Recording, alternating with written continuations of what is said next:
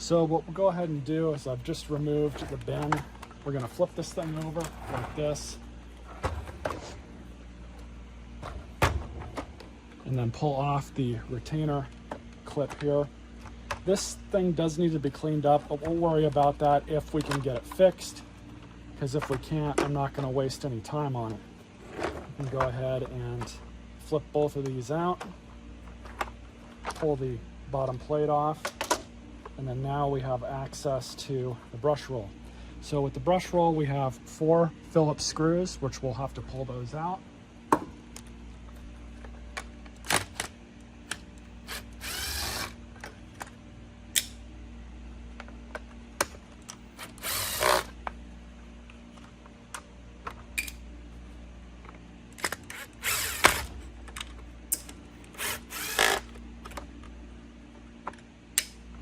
Pull the brush rolls out, and at this point we can use this as a good excuse to kind of clean out everything as needed. What I do like about these power nozzles is they're not exactly difficult to service and clean out. Of course, your average consumer does not do this,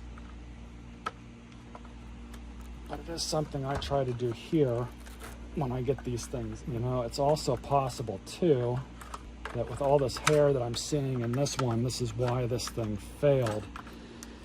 If there is a thermal fuse inside wired into this motor, into the circuitry or something, unfortunately, I don't know if that is replaceable or if I can even bypass it.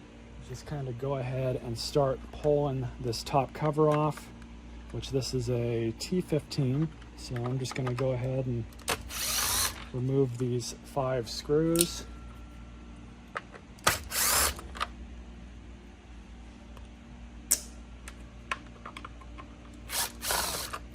One other thing I like about Dyson is a lot of their hardware is very consistent. There's not a whole bunch of different funky sizes or anything.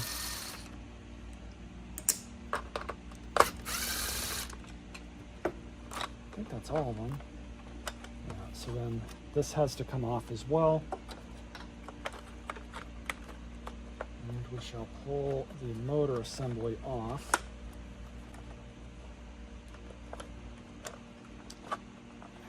I'm starting to remember some things about doing these in the past. You know what? I'm going to go ahead and just clean this all off because, yeah, I'm really assuming that this thing failed for a reason.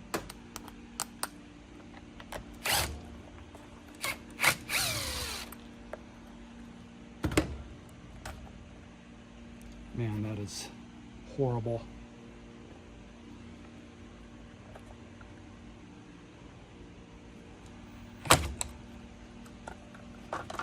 Do this side too.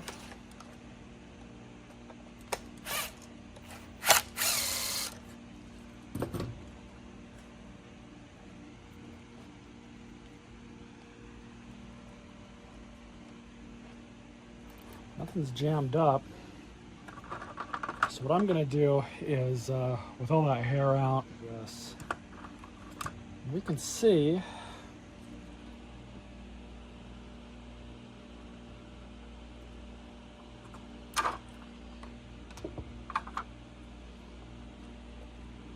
good motor. Anyway, so we've got to take this belt cover off. So those 2 screws, that screw there, just like on the other one. And then we'll see if we can kind of angle this thing out. Gonna have to pull these off as well.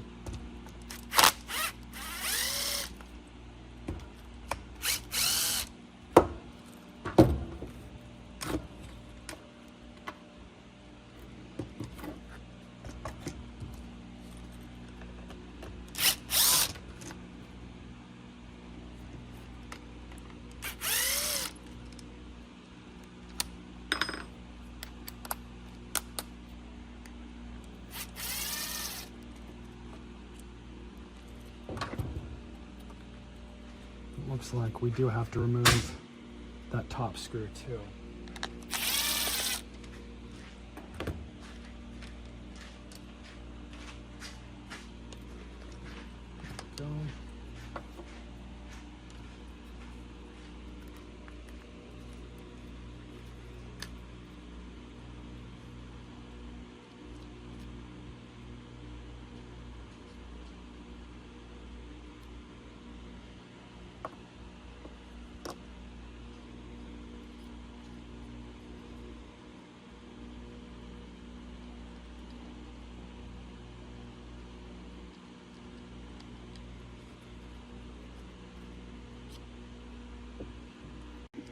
So this is the fun part, basically just kind of getting this belt back in. You don't want to make sure that belt here, or this gasket, stays in place as best you can. And then just kind of line it up.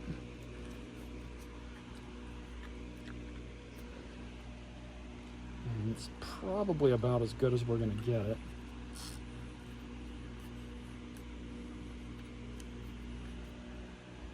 And we'll just go ahead and stick these two screws in, as well as the little one.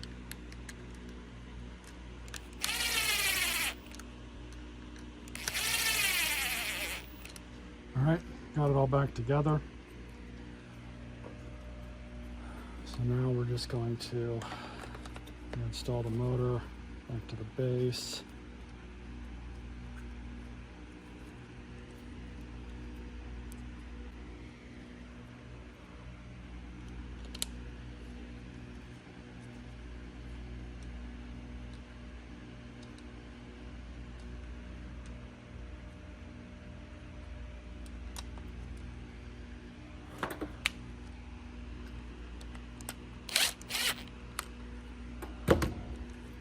So unfortunately, I was not able to use that other power nozzle. Everything's just too different up here, even though everything looks the same.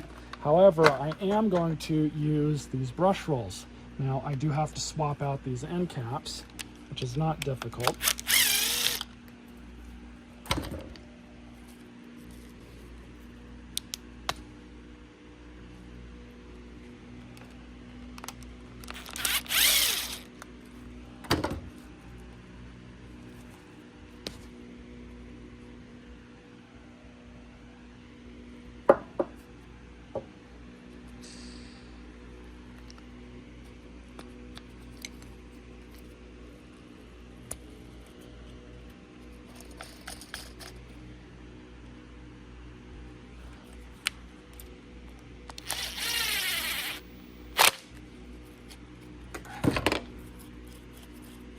This one.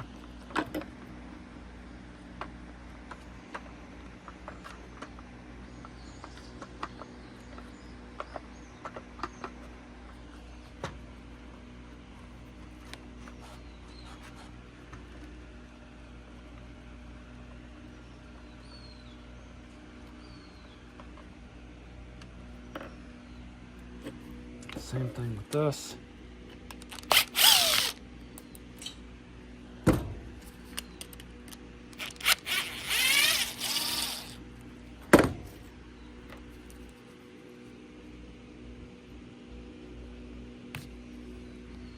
Got all that hair build up. You can see the difference in length here.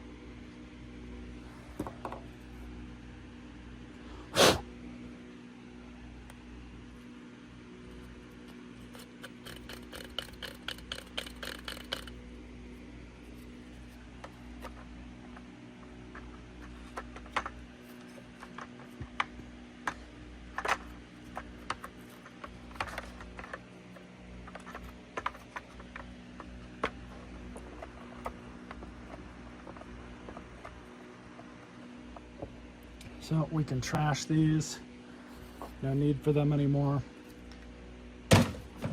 Trash these caps too.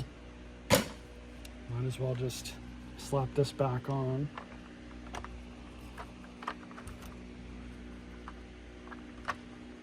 Okay, it's all good.